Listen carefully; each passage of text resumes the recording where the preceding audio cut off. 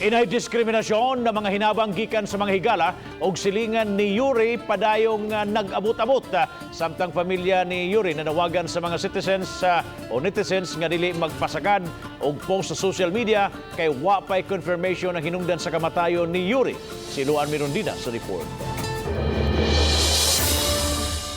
Gawas sa bugas, canned goods ug mga noodles nga unang gipada sa lokal nga kagamhanan ngadto sa pamilya ni Yuri kagahapon, dugang mga food packs, tubig, flavored drinks, diaper, alcohol ug face mask ang gipada sa lokal nga kagamhanan karong adlaw. Matod sa igsuon ni Yuri, inay diskriminasyon, pagtabang ug pagpakabana ang ilang nadawat gikan sa mga higala ug mga silingan.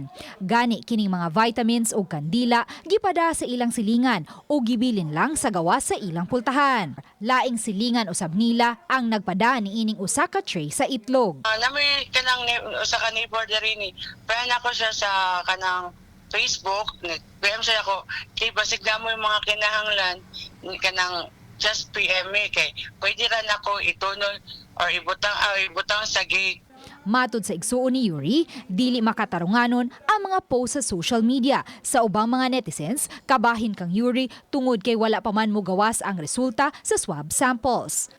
Dili lang unta sila magpataka og pagawas og mga istorya sa kung wala pa kay dili pa na tinuod kay wala pa nakuha ang result. Uban ni Godfrey Rilien, Luan Mirondina, Balitang Bisdak.